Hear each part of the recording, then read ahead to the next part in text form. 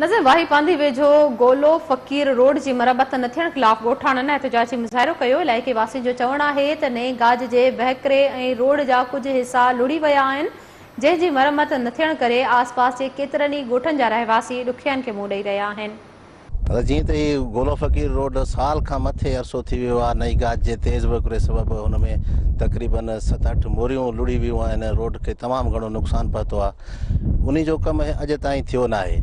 असांजा ॻोठाणा जेकी हिते आहिनि तक़रीबन 100 खां मथे ॻोठ आहिनि। यूनियन कौंसिल सावड़ो ऐं छिनी टंडो रहीम ख़ान वेंदे शासण जा माण्हू हिन ई रस्ते सां अच वञु थींदी आहे। उन्हनि माण्हुनि जी ॾाढी तकलीफ़ में आहे। बरसातुनि में जेकॾहिं पाणी वग़ैरह या गप चिक थिए थी त पोइ त माण्हू आज़ार में हूंदा आहिनि। ख़ासि तौर ते जेकी ॿारड़ा आहिनि, औरतूं आहिनि या बीमार माण्हू आहिनि, उन्हनि खे त अच वञ में तमामु घणी तकलीफ़ थिए थी। हिते DCO साहब बि विज़िट करे वियो हो। गुज़िरियल ॻोठाणनि जेको आहे सो कंप्लेन कया हुआ, दरख़्वास्तूं ॾिनियूं हुयूं। सो DCO साहब दादू ख़ुदि विज़िट करे वियो आहे। उन चयो आहे त मां 2 महीननि में तव्हांजो मसइलो हल कंदुसि, पर अॼु ताईं उन रोड जो ऐं चई वियो आहे त 2 महीननि अंदरि मां तव्हांजो मसइलो हल कंदुसि। उन 2 महीननि खे अॼु 8 महीना थी विया आहिनि, कुझु कोन थियो आहे। वो वाही पांदी वारो रोड आहे, उन ॾींहुं ई बहाल थी वियो। DC साहब पाण अची उनखे बहाल करे वियो हो। MLA साहब रफ़ीक जमाली उनखे जेको पाण हथनि सां जेको उनखे बहाल करे विया।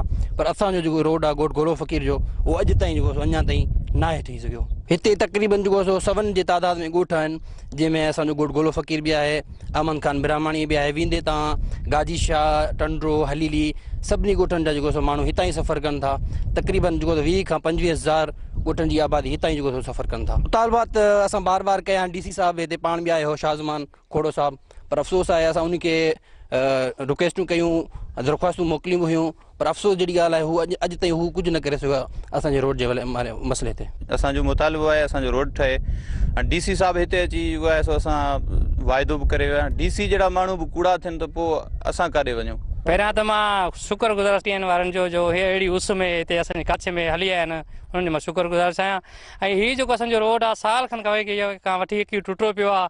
केरु ठाहिण जे लाइ तयारु कोन्हे को। असांखे एतिरी तकलीफ़ आहे, को डिलीवरी केस थो थिए, को मरीज़ थो थिए, त असां लाइ को बि सुवारी वारो अचण लाइ हिते तयारु न आहे को।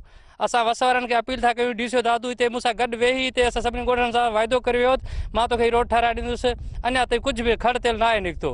मां वरी बि MLA जमाल साहब खे बि अर्ज़ु थो कयां, ऐं असांजो जेको सिंध सूबे जो सलाहकार आहे साईं गुलाम शाह, उनखे बि अपील थो कयां त महिरबानी करे असांजे मथां कुझु रहम कयो, असांखे रोड ठारायो। असांखे काफ़ी तकलीफ़ आहे।